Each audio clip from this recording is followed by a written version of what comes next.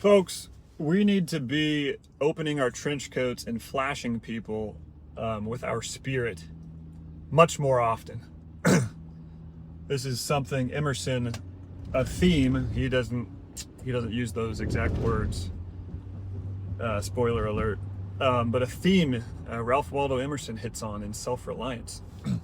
That all we have is our unique worldview that has been shaped by only the experiences we've had, and that is valid. And our individuality is the most valid truth in the world. And too often we look to others as like for approval, or like what's the acceptable view, instead of relying on what we actually think. And so why aren't we, here's the thing, maybe we're flashing people now, but we're flashing them with their expectations for us.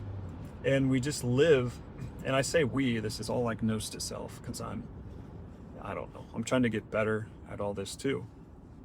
But we just live within our broad circles, or even broader societies, of course, expectations of us. And conformity is the comfort and the default, and understandably so. It's safe, and if it wasn't conformity, it wouldn't be safe. Whatever, that's fine. But like, I don't think it totally has to be that way. And we all have opportunities to open our trench coats and flash unsuspecting crowds with our spirit.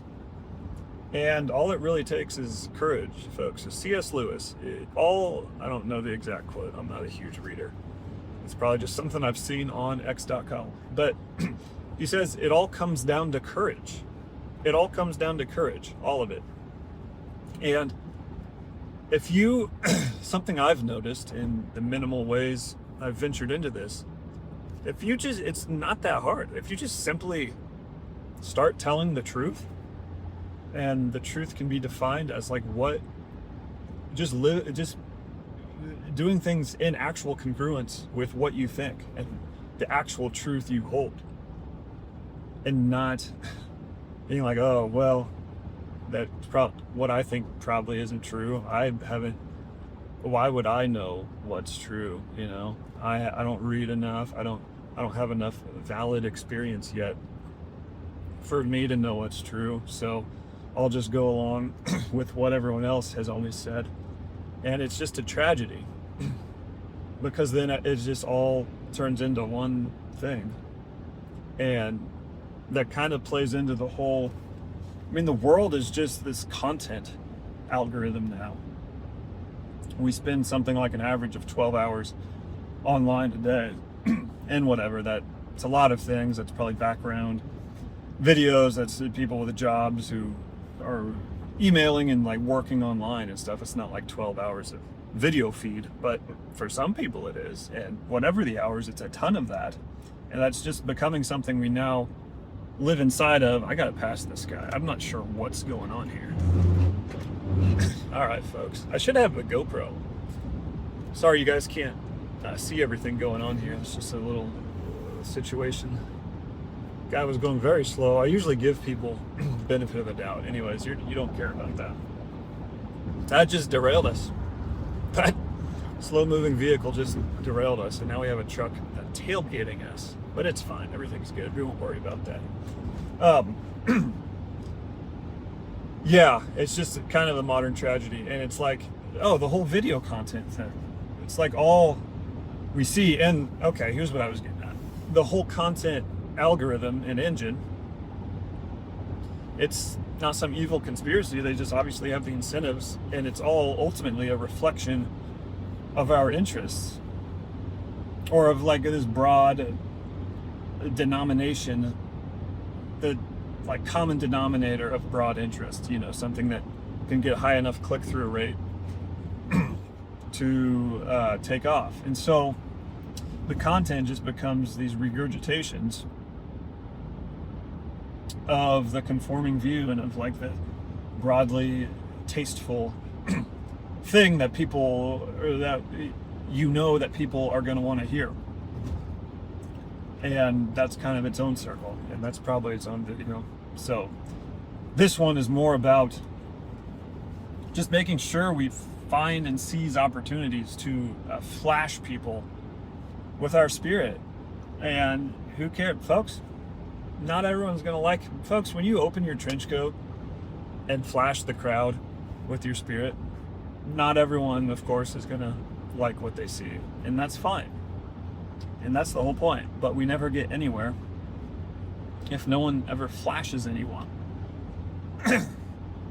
Because a few people, folks, a few people are gonna love what they see when you open your trench coat. And then, whatever, you spark something, it's all butterfly effect, folks. And it's not even like saying you have to start some big YouTube channel or be some big thing. That's not really the point either. It's the smallest things. It's really the smallest things, and it all compounds. And there's this unseen butterfly effect of even thoughts, folks. We don't know what reality is. I think thoughts and ideas and intentions have so much more importance and connected importance than maybe we realize right now. And that's a whole new arena, and for its own video or exploration with people more well versed on those types of theories. But I don't know. I think, folks, the safe, maybe broadly resonant view I'll stick to for the sake of this content is we just gotta be more originality. We're kind of scared. It's weird too. I don't know. A lot of these things, I guess it's all related because we're not, it's not cool. I don't know. We're all kind of attracted to someone doing their own thing, right? Or originality. But it's like, it's kind of weird, and it's not, it's kind of demonized if they're just shouting into a void. And then once maybe something pops off, or they figure it out, and they come into a little power doing their own thing, then suddenly it's like, whatever. That's the whole celebrity thing. It's like, wow, how did you possibly do that? That's crazy that things worked out. Now that's cool. But it's not cool to try until it works. And whatever, that's overly simplifying that whole thing. Like, whatever. I don't know.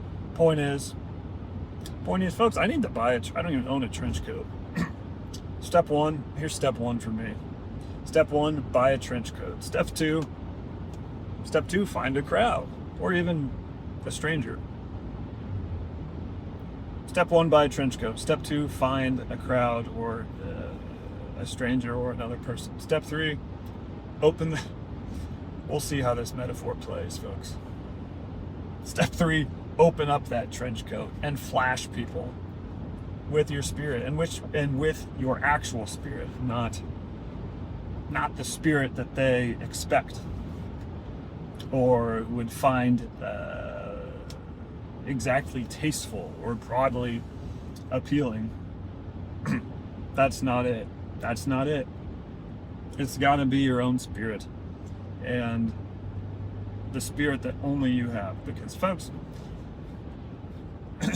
all experience it's all just experience, and we all have our individual experience for now, and it's all inherently equitous. There's no person doing something better and forming some more valuable experience. That's crazy. No matter where we are on whatever spectrum we build through culture, like the spectrum of, say, bum through billionaire, or bum through pro athlete. All these things we glorify in celebrity, and people, most would say, I wish I had their life, or that's a better experience.